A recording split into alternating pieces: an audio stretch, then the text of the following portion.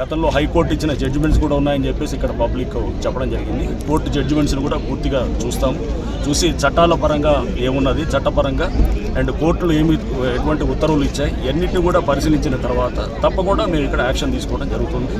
And ఇక్కడ ఇది కూడా తప్పగా ఒక 1-2 monthsలోనే దీని మీద యాక్షన్ కూడా మేము చేయడానికి మా వైపు నుంచి మేము హైడ్రా వైపు నుంచి చేస్తాం.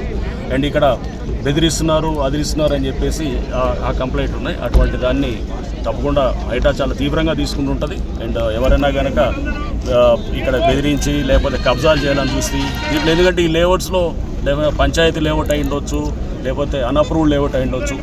ఏ లేఅవుట్ ఎట్లాంటిదైనా కానీ కూడా దాంట్లో ఉన్న భూములు ఓపెన్ స్పేసెస్, పార్క్స్, రోడ్స్ అన్నీ కూడా ప్రభుత్వ స్థలాలు అవుతాయి అన్నమాట. అవన్నీ పబ్లిక్ ఆస్తులు అవుతాయి.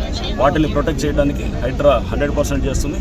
ఆ క్రమంలో తప్పకుండా లేఅవుట్ అయితే కనుక లేఅవుట్స్ అయితే ఒకవేళ గవర్నమెంట్ ల్యాండ్ అయితే గవర్నమెంట్ ల్యాండ్ని ప్రొటెక్ట్ చేయడానికి గవర్నమెంట్ ల్యాండ్ కోసం కూడా చేస్తాం. ముందు అసలు మేము లోతుగా పరిశీలించిన తర్వాత ఇది గవర్నమెంట్ ల్యాండా లేకపోతే గతంలో ప్లాట్స్ ఉన్నటువంటి లేఅవుటా లేకపోతే అడ్వకేట్ ముఖ్యం గారు చెప్పినట్టు వారికి సంబంధించిన ఏమైనా ఇది ఉందా అనేది అంతా కూడా మనకు వస్తుంది. ఒక 2-3 వారాల్లో దీని మీద మేము లోతుగా సమగ్రమైన చేసిన తర్వాత కోర్టు ఇచ్చినటువంటి అన్నింటినీ ఉత్తర్వులు కూడా పరిగణలో తీసుకుంటూ మేము చేస్తాం.